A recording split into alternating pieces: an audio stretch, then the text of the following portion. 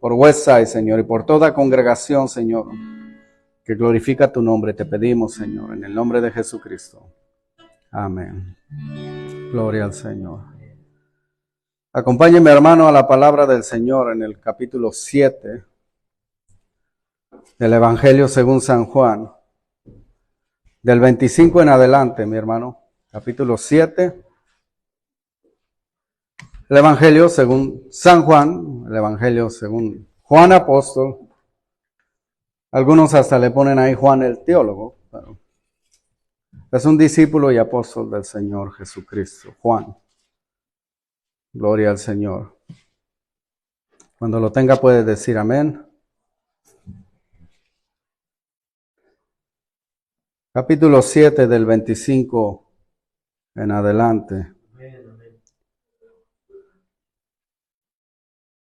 Gloria al Señor. No sé si se ha dado cuenta, mi hermano, pero la confusión y la incredulidad en la superficie parecen igual.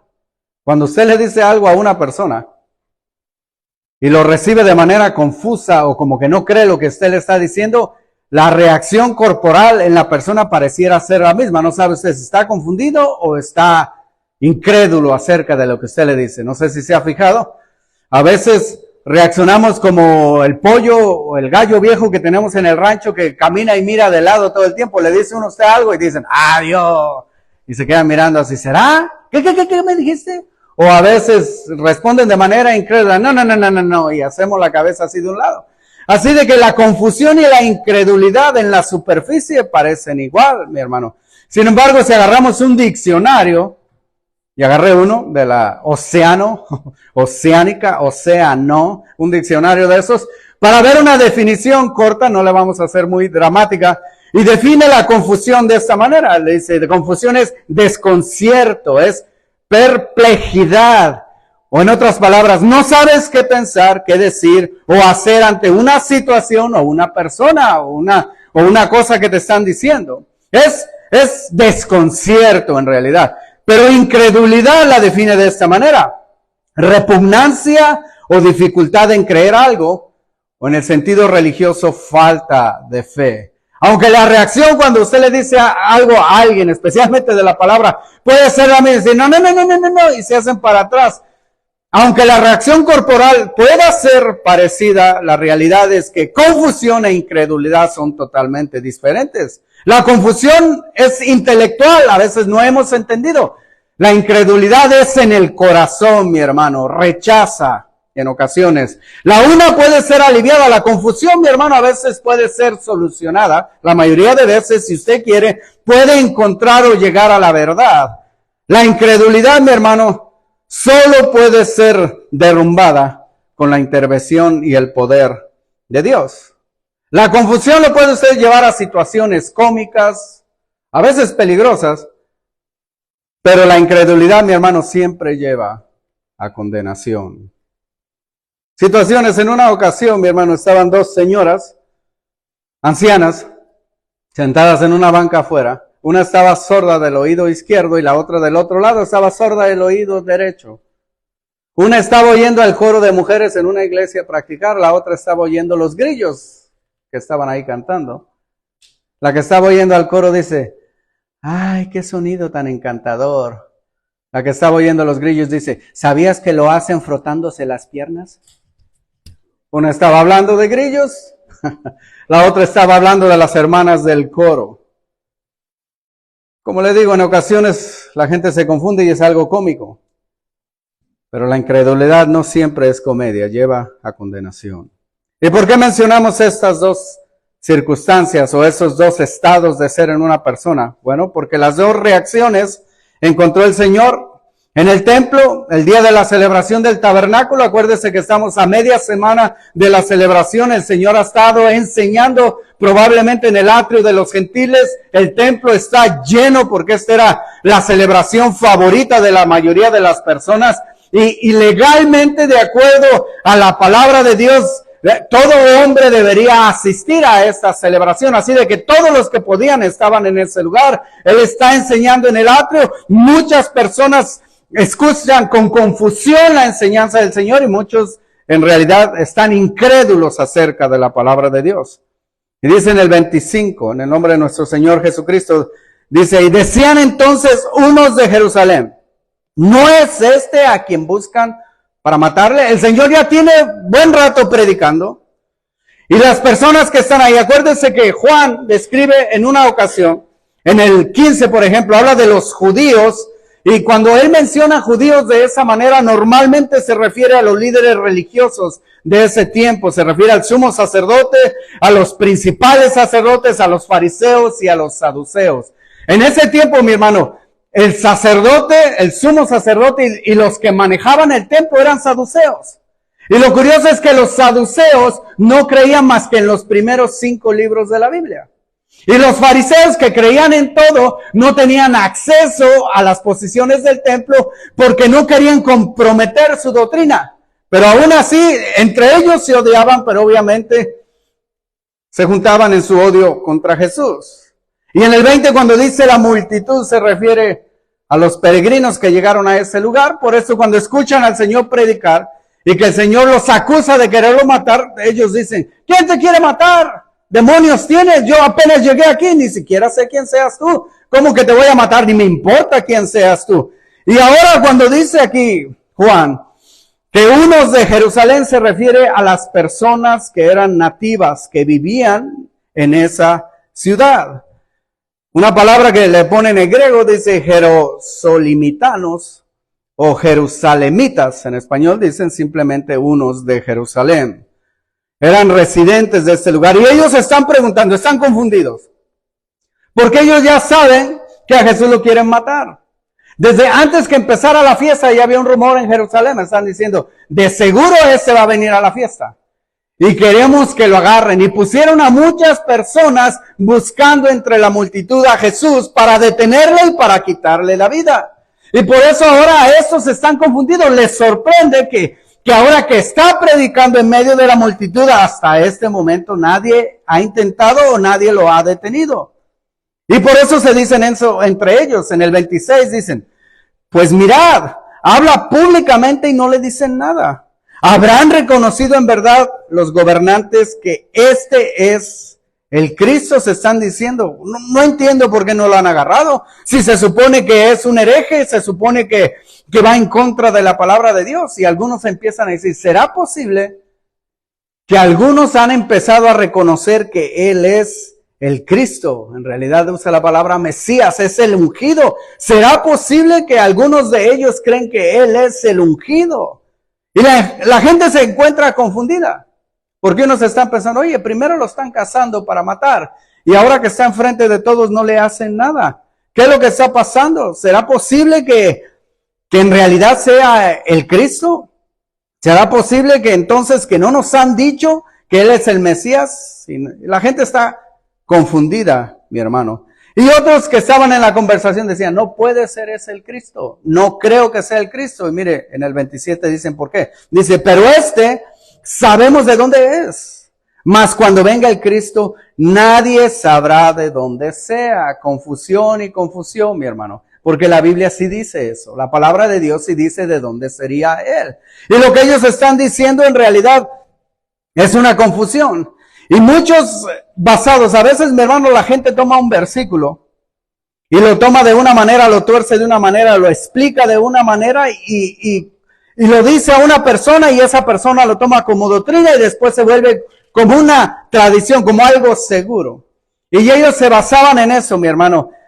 En el capítulo 3 de Malaquías, cuando dice el Señor eso en el versículo 1, he aquí, yo envío mi mensajero, el cual prepara el camino delante de mí. Se refiere obviamente a Juan el Bautista, pero luego dice, y vendrá súbitamente, rápidamente, inesperadamente a su templo el Señor Adonai, a quien vosotros buscáis, y el ángel del pacto, a quien deseáis vosotros. He aquí viene, ha dicho Jehová de los ejércitos. Y de ese versículo ellos se tomaban para creer en ese tiempo que cuando viniera el Mesías nadie iba a saber dónde iba a estar. Y que simplemente iba a aparecer en el templo, súbitamente. Y la gente iba a saber quién era. Y ellos están diciendo, no puede ser.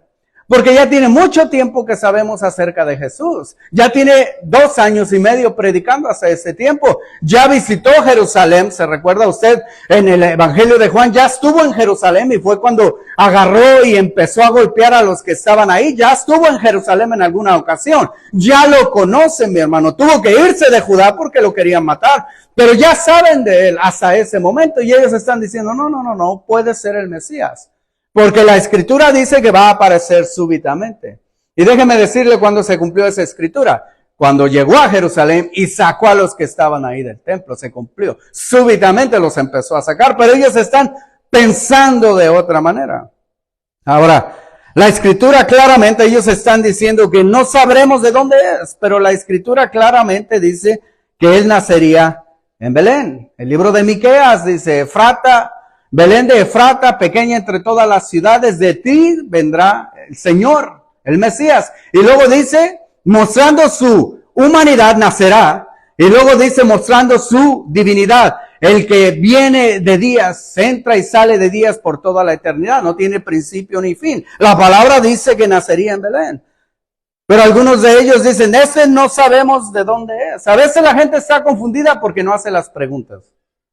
¿Se ha escuchado que a veces le dicen a usted, la peor pregunta es la que no se hace?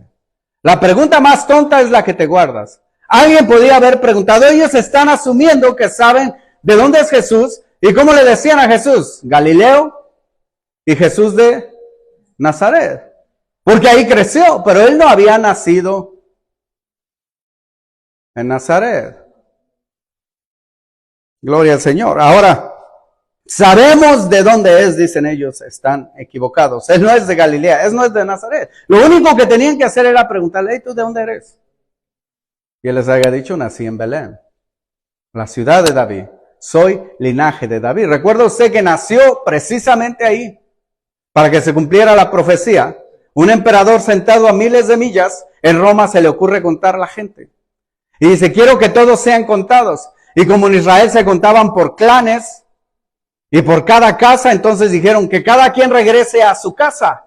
Y la casa de David, de la tribu de Judá, era Belén. Y por eso José lleva a su esposa, que ya estaba para dar a luz, a ese lugar. Y ese pueblillo era tan pequeñito, aún sigue siendo pequeño, que no había ni siquiera donde se quedaran. Ellos ni siquiera tenían ya parientes que les pudieran dejar. Y por eso es que el niño nace en un pesebre, en una cueva sucia. No cree usted que ahí lleno y adornado un niñito con rizos de oro y ojitos azules y las vacas se postraban delante de él. Nada de eso. En un lugar sucio, una mujer adolescente sin experiencia y con un hombre asustado porque no sé si usted sea bueno para recibir partos. Así fue como ella dio a luz, sola en realidad.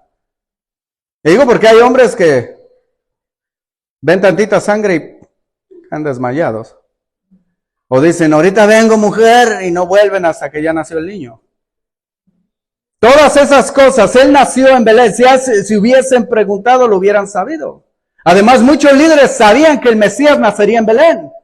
¿Se recuerda cuando Herodes les preguntó, ¿y de dónde es ese rey? Nomás quiero saber. Y ellos le dijeron, pues dicen que nació en Belén. Fíjese, hablan como si fuera un cuento. Pues dicen que nació en Belén y Herodes va y mata a todos los niños de 2 años para abajo que vivieran en Belén. Porque no quería competencia. No quería saber de otro rey. Ahora, el apóstol Juan, mi hermano, no se detiene a corregir. Ya ve que él pone sus notas editoriales y dice, esto decían por qué, y esto, en este caso, no se detiene a corregir eso. Primero, porque este fue el último evangelio escrito. Se supone, él asume que el que ya sabe, que está leyendo este evangelio, ya sabe la historia del nacimiento de Jesús. No se va a poner a combatir y decir, pero Jesús era en realidad de tal lugar. No, ya debe de saber, mi hermano.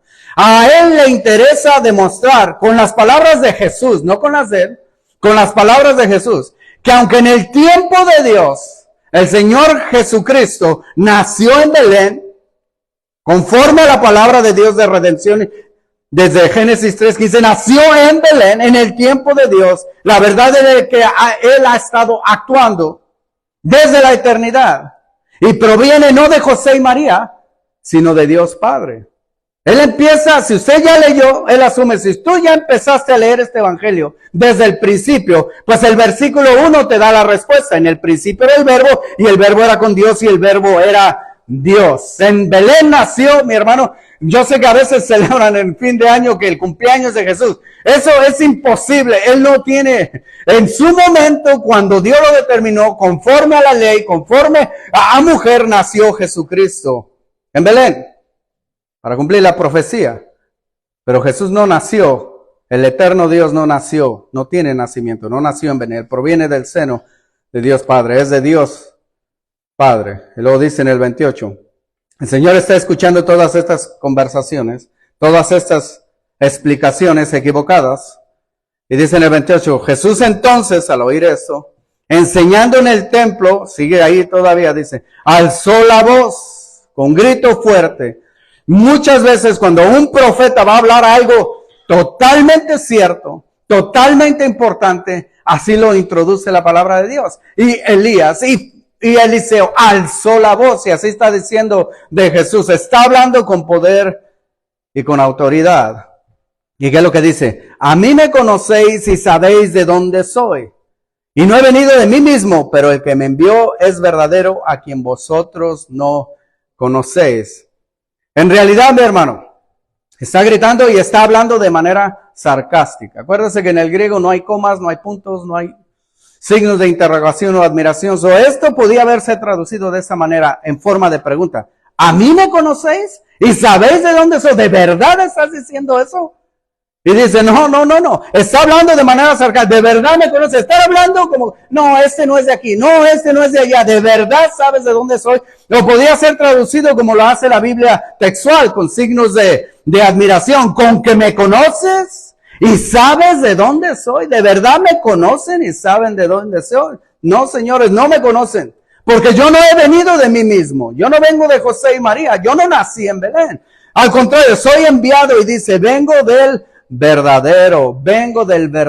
Y esa palabra no es cualquier palabra, mi hermano. Es un título, es un nombre divino que Dios ha usado a través de la palabra de Dios. Muchas veces Él ha dicho, yo soy el verdadero, dando a entender que es el único Dios, el único verdadero Dios. En Deuteronomio 4:35, hablando con la nación de Israel, le dice, a ti te fue mostrado para que supieses que Jehová es Dios y no hay otro fuera de Él. Él es el verdadero. El 39 dice, aprende pues hoy y reflexiona en tu corazón que Jehová es Dios arriba en el cielo y abajo en la tierra, y no hay otro. Las religiones paganas que tienen el Dios para el mar, el Dios del sol, el Dios de la lluvia, Tlaloc, ¿se acuerda usted? El Dios de la guerra, mexicanos, Huitzilopochtli. Cada uno tiene el suyo. Todas las religiones, es en México, hermanos, no, si usted no es mexicano.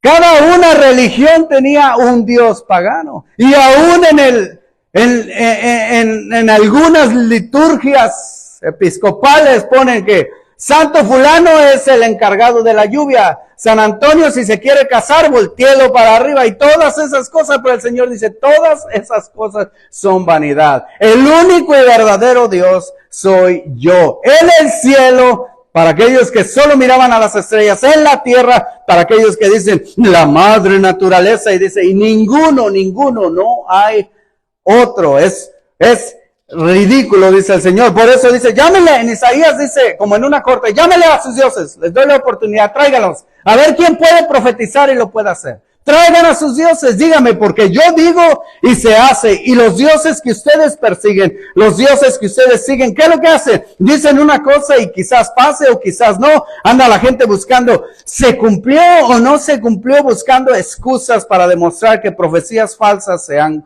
cumplido. Pero el Señor los reta una y otra vez. Tráiganlos, ¿dónde están? Ved ahora, dice en el 39 de Deuteronomio 32, ved ahora que yo soy, y no yo soy, I am Yahweh. Ved ahora que yo soy, y no hay dioses conmigo. Yo hago morir y yo hago vivir. Yo hiero y yo sano, y no hay quien pueda librar de mi mano.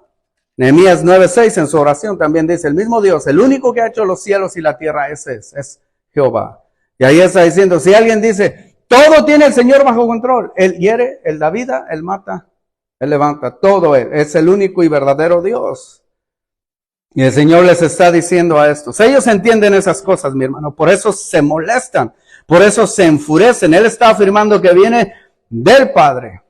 Del Padre. Y acuérdense que está gritando delante de la multitud. Los está retando y de manera acusadora. En realidad, de manera acusadora les dice estas últimas palabras.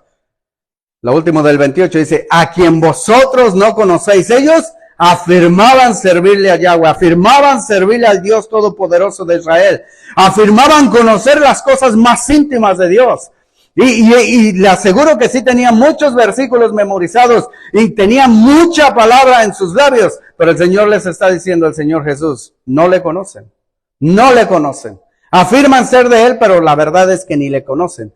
El 29 dice, pero yo le conozco, porque de Él procedo y Él me envió. ¿Y qué dice el prólogo de Juan? Del Padre. A Dios nadie le vio jamás. El Hijo es el que nos lo ha revelado. Es lo que dice Él. Y Él está diciendo, ustedes afirman conocer a Dios. Ese es el defecto de muchas personas, mi hermano, en realidad.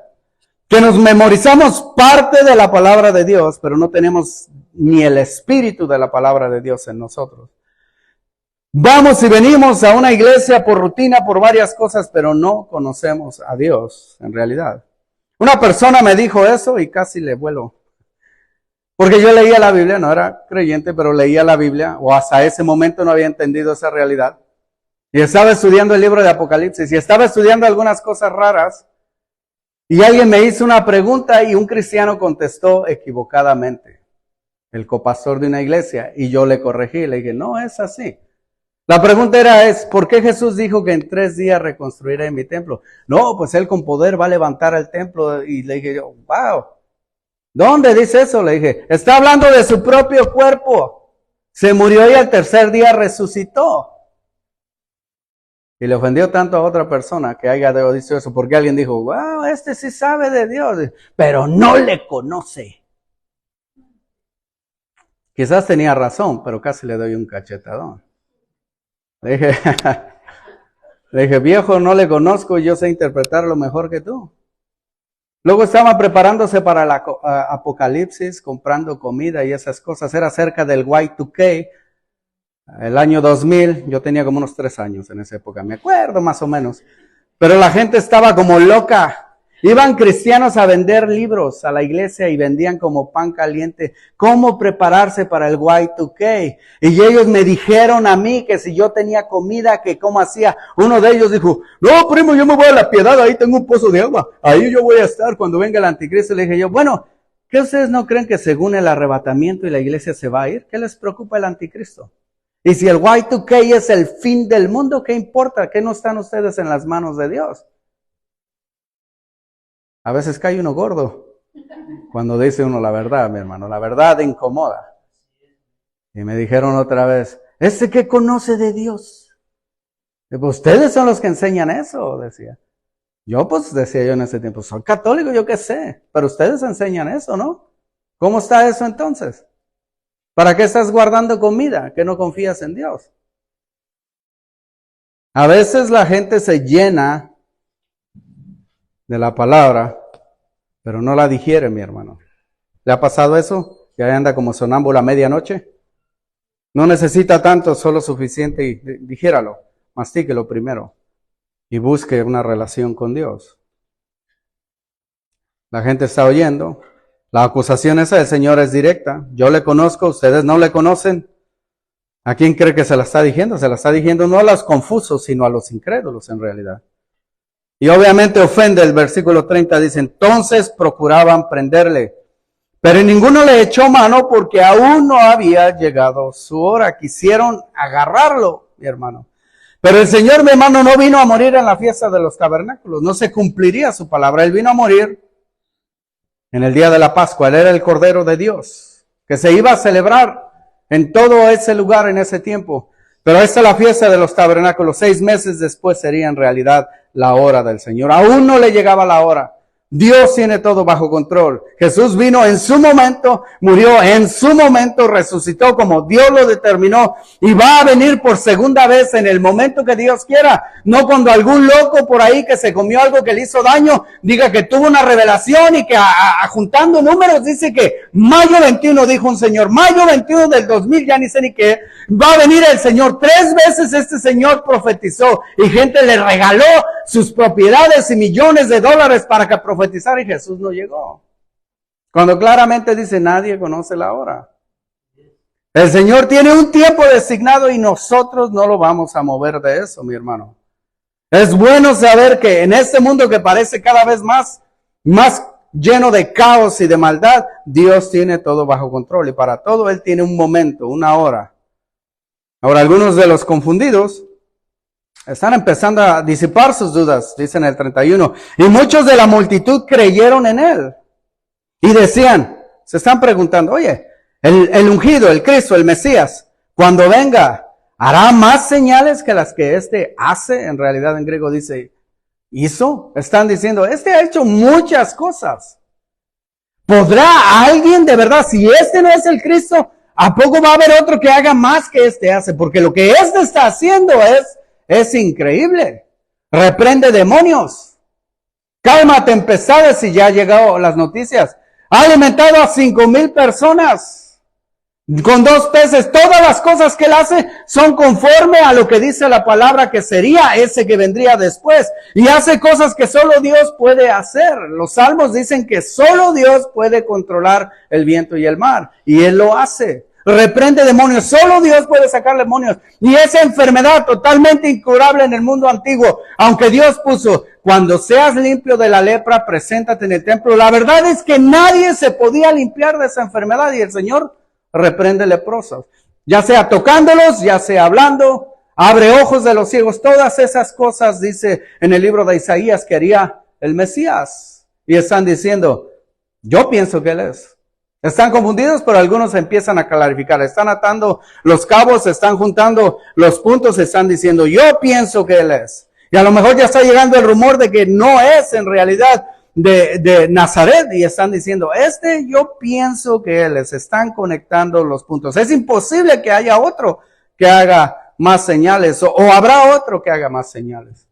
Ahora, esta fe, mi hermano, no es la mejor porque se está basando en evidencias, mi hermano, en evidencias en realidad, pero sin embargo es mejor que nada, es mejor que la incredulidad.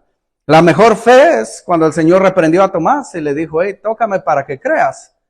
Pero él dijo, bienaventurados son aquellos que creerán sin tener la evidencia física. Y el apóstol Pedro decía, todos ustedes que habéis creído sin haber visto. Es mejor la fe que cree en el corazón, que razone en la mente y cree en el corazón sin necesidad de ver un milagro. Hay gente que viene a Cristo porque recibió un milagro.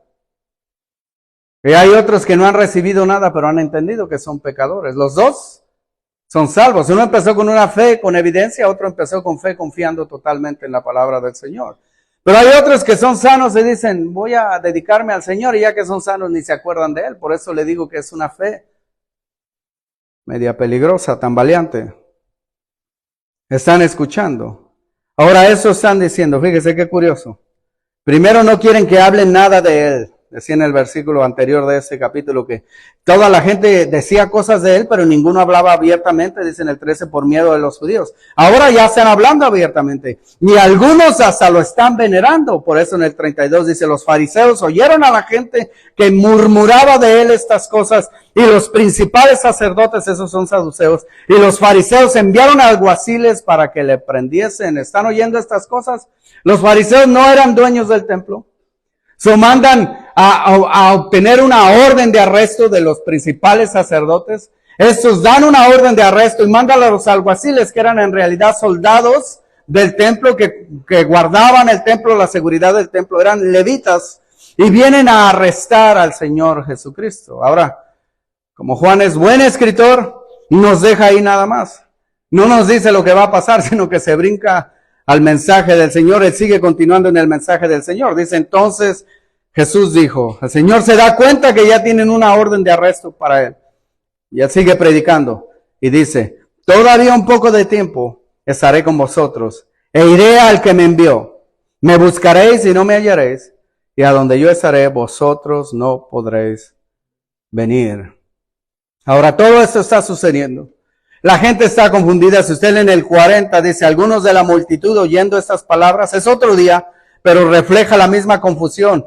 Unos dicen, este es verdaderamente el profeta, otros decían, este es el Cristo, y algunos decían, ¿cómo? Si es de Galilea, de Galilea ha de venir el Cristo. ¿No dice la Escritura que del linaje de David y de la aldea de Belén, de donde era David, ha de venir el Cristo? Está todavía hasta el último día de la fiesta esa confusión, dice el 43, y hubo entonces disensión entre la gente a causa de él, y otra vez lo quieren detener, pero ninguno le puede echar mano.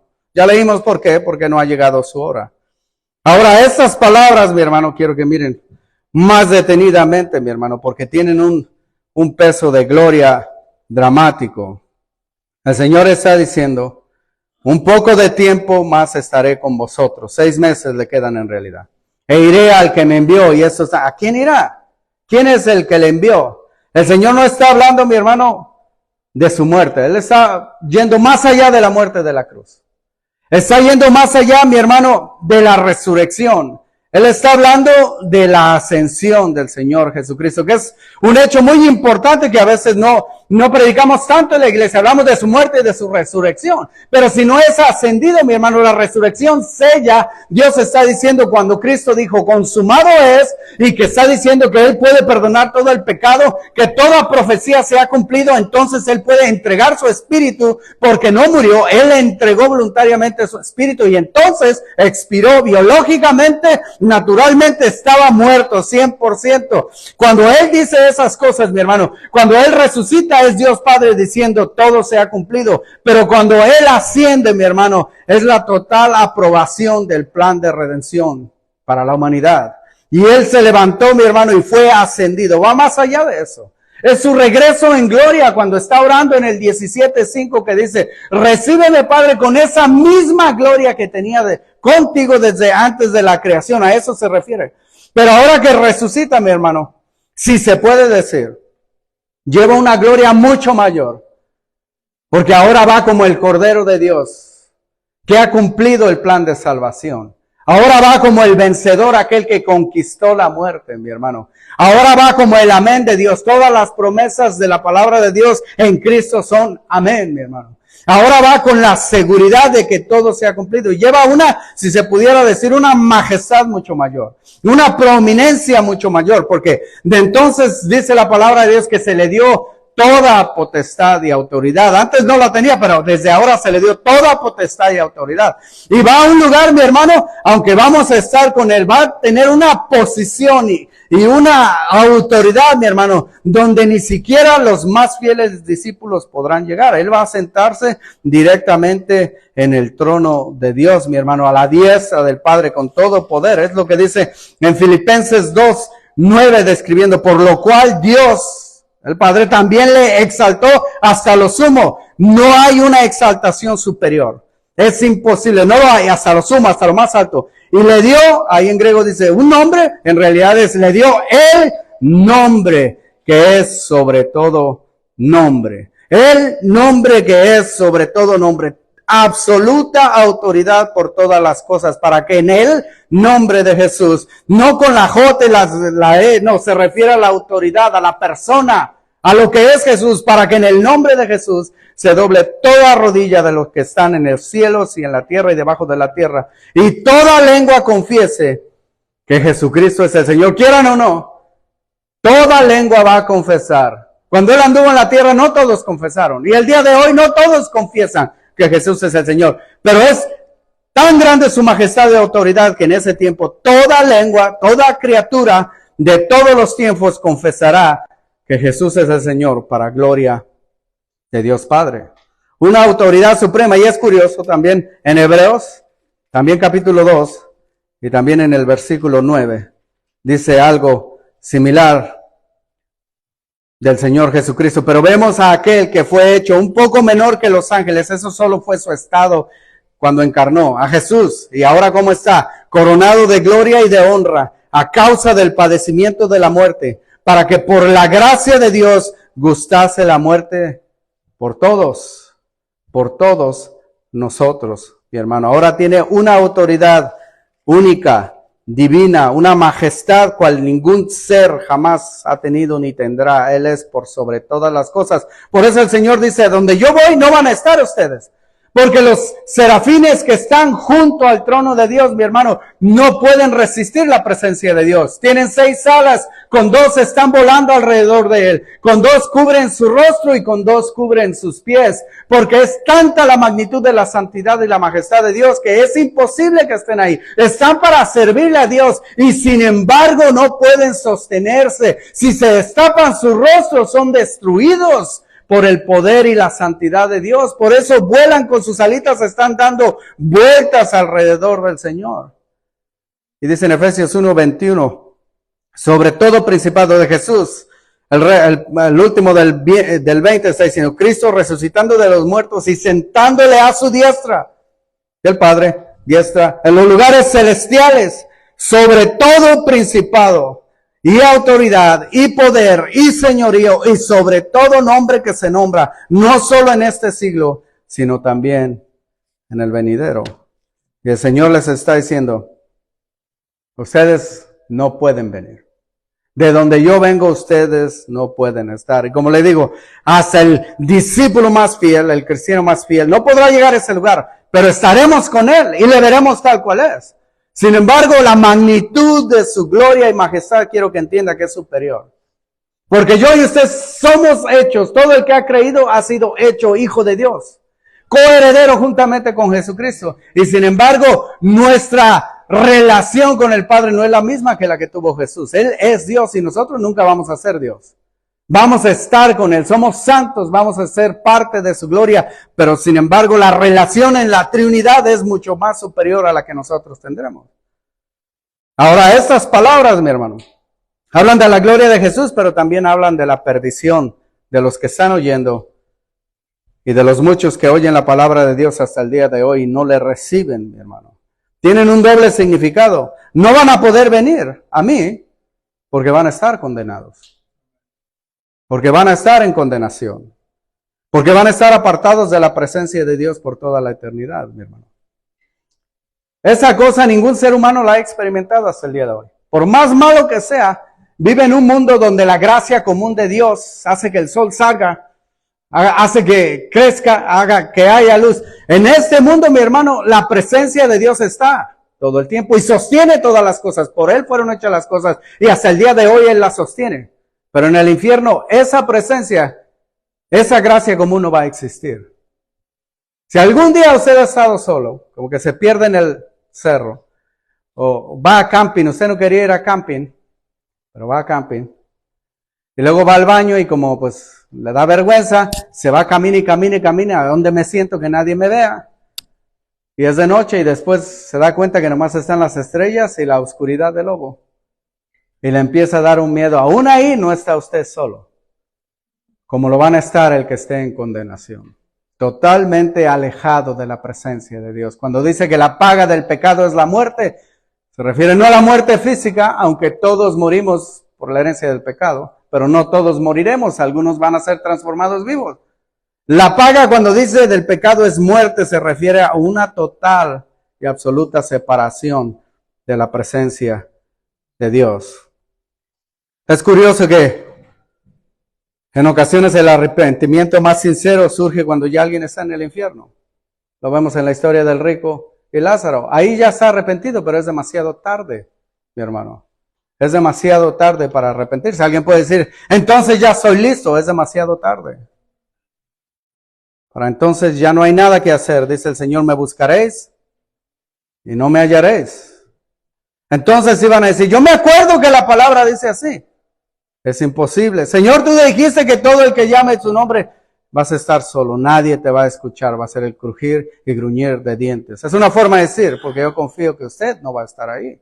Pero aquel que es incrédulo y que no ha recibido al Señor Jesucristo y que gastó o pasó su vida escuchando predicaciones como aquellos que rodeaban al profeta Ezequiel. Era un profeta popular, muchos iban a los servicios de Ezequiel, pero ninguno creía. A todos les gustaba cómo predicaba, pero ninguno le aceptaron de verdad y todos fueron condenados. Y le aseguro que estando en condenación se acordaban de los sermones. Y se acordaban de las invitaciones.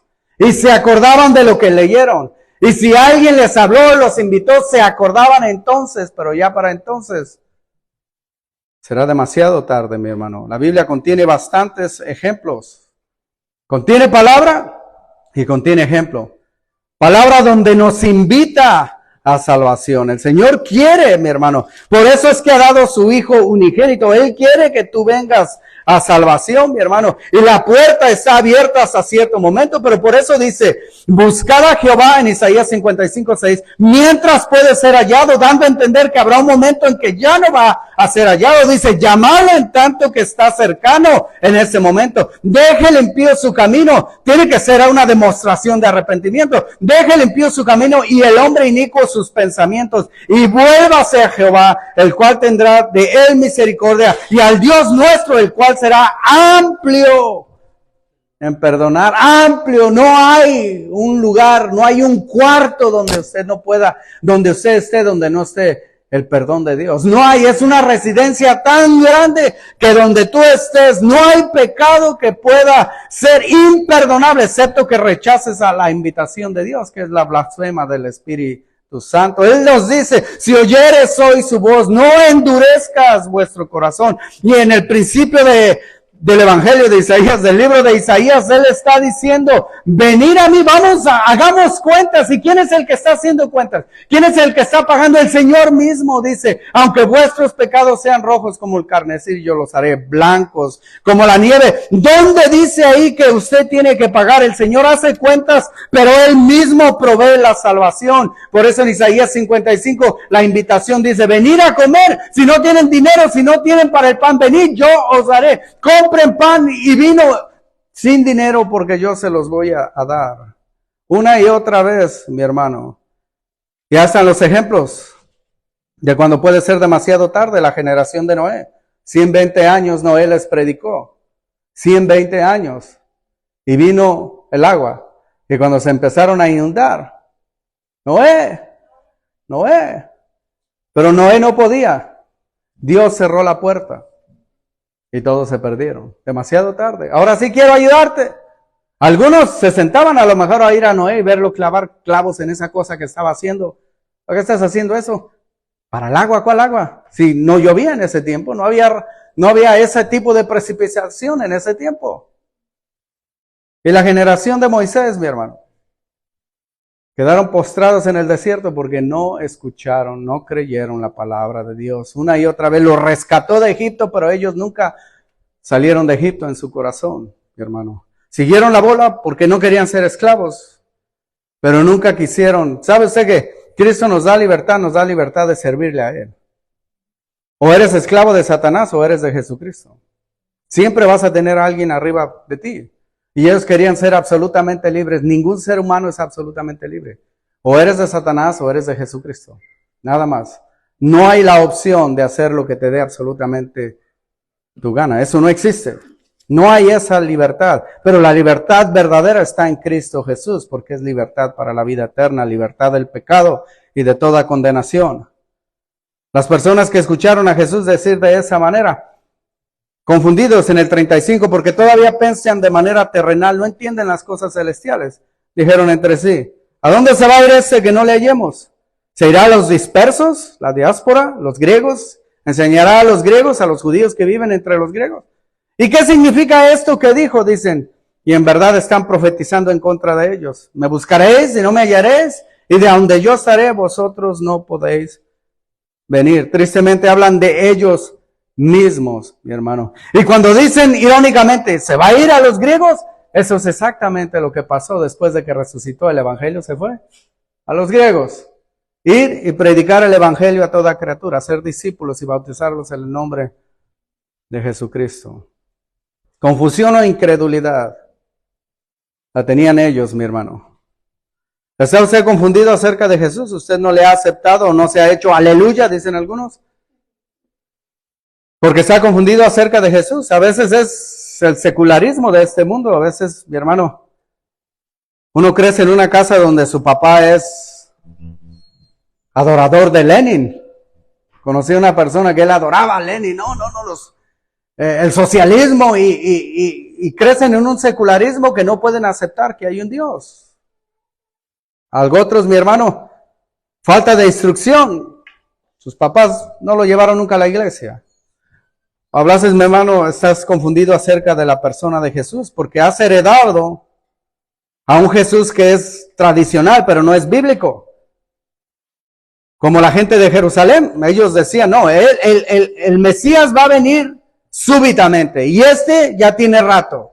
Tienen una interpretación tradicional que no concuerda con la palabra. Y muchos en su mente piensan o enseñan a Jesús que es manso, noble, y es cierto, es manso y noble, pero luego después lo consideramos incapaz de condenar, y eso no es cierto, mi hermano.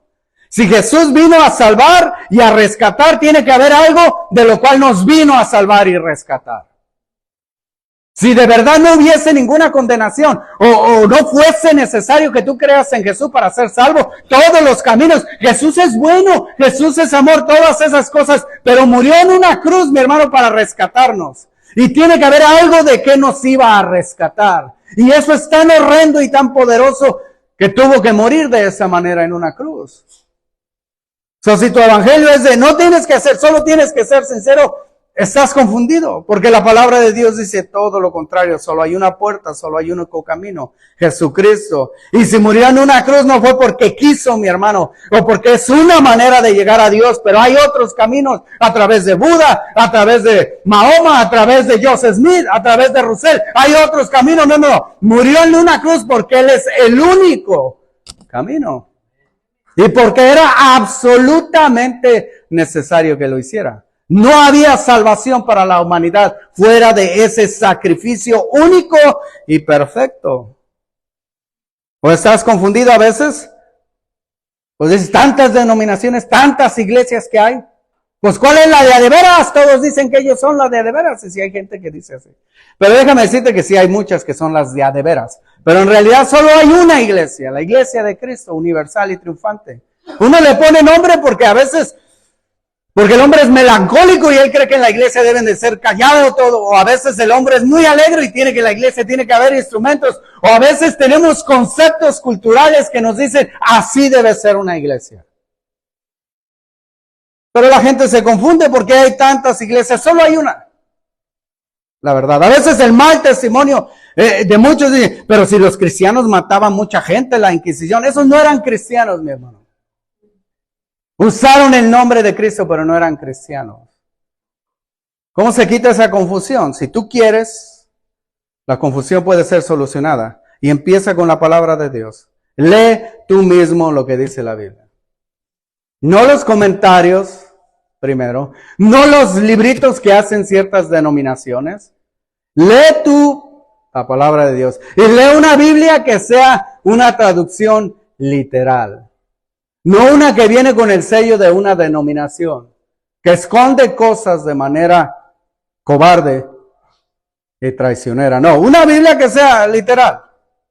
Hay muchas. Aquí usamos la Reina Valera 60, pero hay varias. Usa una Biblia literal y lee tú mismo. Porque el Señor dice, venid, ver y gustar. Y pon a prueba la enseñanza. Compárala. Si estás oyendo predicaciones de alguien, de alguna persona, porque así va a ser, la fe viene por el oír. Compara lo que están diciendo a Biblia abierta. Fíjate, si brincan de un lado para otro y no le puedes seguir, bueno, quizás tienen algo que esconder. No, compara la palabra de Dios. Pesa los espíritus, porque algo parece espiritual quiere decir que es el Espíritu de Dios. Hay muchos espíritus, pero solo hay un Espíritu Santo. Y la oración sincera petición, dile, Señor, quítame estas dudas, de verdad, lo que enseñan aquí es cierto. Señor, yo he pertenecido toda mi vida, toda mi familia a cierto grupo y ahora estos enseñan algo diferente. Señor, muéstrame, no quiero estar confundido, muéstrame la verdad. Y yo sé que lo va a hacer el Señor. Él ha prometido, todo el que a mí viniere no será rechazado. En el 17 dijo, el que quiera hacer la voluntad de Dios conocerá si la doctrina es de Dios. Ciertamente, sola escritura empieza por eso, mi hermano. Y la incredulidad, mi hermano, es más peligrosa porque no es simplemente cuestión de opinión o razonamiento intelectual, mi hermano, es algo del corazón, es más profundo y tiene que ver con el defecto que todo ser humano tiene. Somos pecadores desde un principio y no queremos que nadie nos diga nada. Por eso Dios nos dijo, no comerás de ese árbol, y eso exactamente fue lo que hicimos. No queremos que alguien esté sobre nosotros. Atenta exactamente contra nosotros. Es nuestro ADN. El pecado, mi hermano. No es cuestión de opinión. Jesucristo no es cuestión de opinar si tú quieres o no quieres, mi hermano. Esta persona incrédula, está en juego tu alma, tu eternidad. La incredulidad, mi hermano, conduce a la ignorancia de Dios. Los fariseos y los líderes religiosos no conocían realmente a Dios. Tenían un conocimiento superficial y exterior de lo que es servirle a Dios, pero en realidad conocían del conocimiento espiritual interior acerca de Dios, mi hermano. No saben. La gente incrédula, que no sabe que es incrédula, no tiene ni idea de lo que espera de Dios. La gente dice, no, pero Dios es bueno, Él va a perdonar. Además, otros van a decir, no, pues la vida se acaba, el mundo se acaba, el que se muere y ya, pues ya no hay nada. No es así, mi hermano. También conduce a la ignorancia del plan de salvación de Dios en Cristo Jesús. Los fariseos no entendían ni para qué vino Jesucristo, ni cuál era su misión. No entendían que Él vino a morir por nuestros pecados. Ellos esperaban un rey, no un siervo, no un cordero de Dios. No entendían que sin derramamiento de sangre no hay perdón de pecados. Es imposible. No entendían que el primer Adán nos heredó la muerte y era necesario que el segundo muriera para heredarnos la vida. La incredulidad conduce a la ignorancia de estar fuera del reino de Dios. Los fariseos creían que eran parte del pueblo de Dios. Decían, somos hijos de Abraham. Solo por ser judíos creían que estaban en el plan de Dios. Pero la verdad es que la incredulidad les impedía analizar su estado. Estaban fuera de Dios. ¿Qué es la causa? Ceguera espiritual, mi hermano. Rebeldía de corazón. A mí no me gusta que me digan qué voy a hacer. El rechazo a una autoridad divina. Hay mucha gente que dice, a mí Dios no me va a decir. Yo no creo en Dios, dijo en una ocasión una persona. Yo no creo en Dios, yo adoro el sol. Le dijeron, ¿por qué no crees en Dios? A mí nadie me va a decir qué hacer. A veces es desapruebo de lo que Dios dice de nosotros, porque Dios dice que somos pecadores y eso molesta. Yo no soy un pecador, dijo una señora rica en una ocasión, cuando alguien le presentó el evangelio. Yo no soy una pecadora. Le dijeron, señora, ¿a veces ha cometido algún pecado usted? Pues sí, a lo mejor alguno. Y le dijo él, cuando le dicen a alguien asesino, ¿cuántos tiene que matar para ser un asesino? Y dijo ella, uno. Entonces, para ser pecador se necesita un pecado. Adán y Eva cometieron uno. Y con ese solo estuvieron fuera de la gloria de Dios.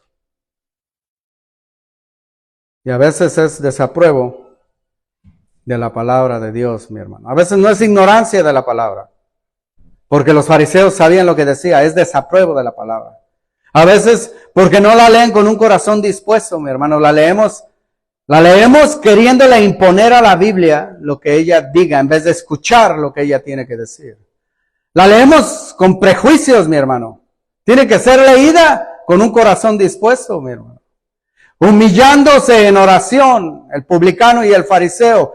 Uno de ellos pedía perdón a Dios, sé propicio para mí que soy pecador en su oración. Y el fariseo decía, hey, Señor, gracias que no me hiciste como ese publicano. Gracias, Señor, que no soy adúltero, ni mentiroso, ni nada, ni ninguna de esas cosas. Gracias, Señor, que yo sí ayuno 2 veces a la semana. Y el Señor Jesucristo, cuando salieron del templo, el publicano fue justificado y el otro no. Y a veces lo que necesitamos, mi hermano, en oración pedirle al Señor, ayuda mi incredulidad. El padre que tenía un hijo endemoniado, en Marcos 9:22, los apóstoles no podían sanarlo, el Señor viene, se presenta delante de ellos, y el padre del niño le dice, yo sé que tú puedes, pero luego en realidad le dice, bueno, no estoy tan seguro, ayuda mi incredulidad. ¿Y qué es lo que hace el Señor? Le ayuda, mi hermano. Aquel que es incrédulo, déjame decirte algo, estás en las manos de Dios. ¿Qué? No que estoy destituido de la gloria. Estás destituido de la gloria de Dios, pero estás en las manos de Dios. El día de tu nacimiento no lo controlaste tú. Y el día de tu muerte Dios sabe cuándo. Y si tú estás dejando para después el venir a Dios, te puedes encontrar con la sorpresa de que tus planes van a ser interrumpidos por tu muerte. Estás en las manos de Dios. Es una bendición para aquel que es creyente, pero es una advertencia para aquel que no ha venido a Jesucristo ahora. Porque en el momento que tú menos piensas, ya sea manejando en esta ciudad llena de tráfico, o ya sea que algo en tu ser, en tu interior, ya no está funcionando bien, y tú no le has hecho caso, o simplemente otra persona descuidada viene. Tú no sabes si hoy puede ser el último día. Y no te quiero provocar a una emoción superficial, a correr a un altar y decir acepto a Jesucristo para que después te olvides cuando la vida continúa, ¿no? Quiero provocarte a ese pensamiento. Tus días están contados. Tus días están contados. Y tú puedes en este momento cambiar tu destino, dejar que el Señor te pase de tinieblas a luz, tan solamente recibiendo su palabra. Ven delante del Señor. Él es el pan de vida. Estás en las manos de Dios. Y dice el apóstol Pablo, te ruego, te rogamos como embajadores de Jesucristo, que vengas a arrepentimiento. Esto de iglesia, de juntarnos aquí gente que ni nos conocíamos antes. Y pagar un lugar, pagar luces, pagar todas esas cosas y transmitir a través de un lugar. No lo hacemos para nosotros. Lo hacemos para aquel que no ha creído aún. Lo hacemos para edificar el pueblo de Dios y para que el incrédulo venga a salvación, mi hermano. Jesús está llamando el día de hoy. Si sientes en tu espíritu y en tu corazón y no has conocido al Señor, no ignores la palabra de Dios, no lo dejes para después. Puede que no haya un después. Este es el día de salvación. Algunos se han dado cuenta que ya es demasiado tarde. El día de hoy, muchos que tenían la intención de venir a los pies del Señor, se han dado cuenta que ya es demasiado tarde. Él está llamando. Está en una posición exaltada. Y todo aquel que Él venga, estará con Él. Celebraremos con Él y juzgaremos con Él y reinaremos siempre con Él. Y en Él viviremos y seremos su pueblo. Estás en las manos de Dios. Si no has creído, es un horrendo pensamiento que ese Dios de amor puede ser fuego consumidor.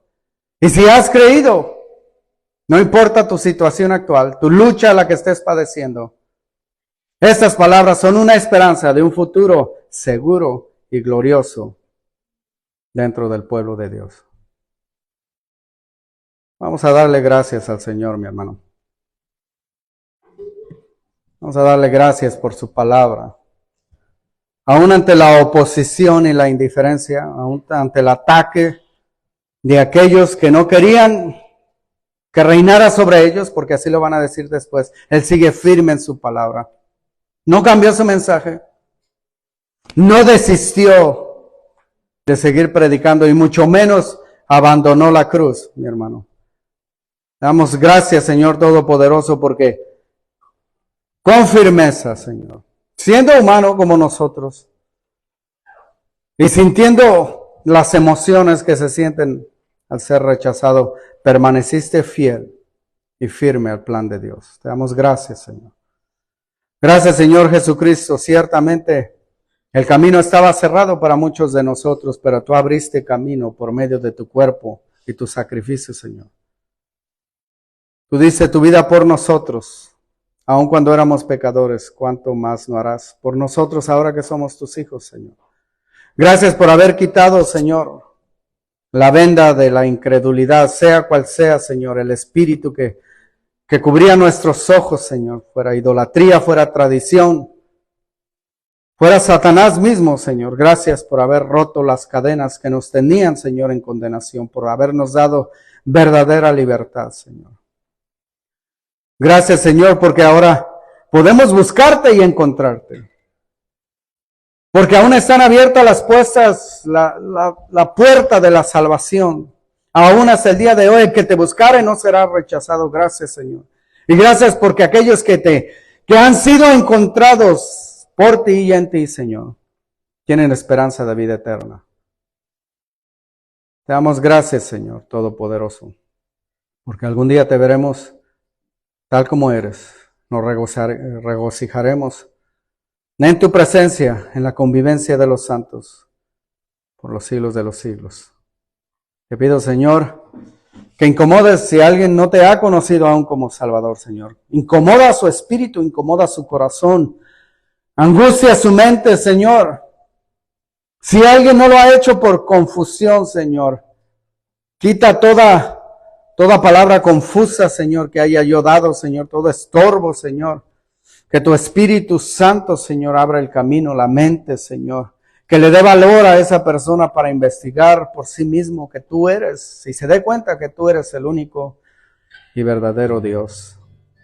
Y que sea encontrado en ti, Señor, en el día de su muerte, Señor. En el nombre de Jesucristo te lo pedimos, Señor.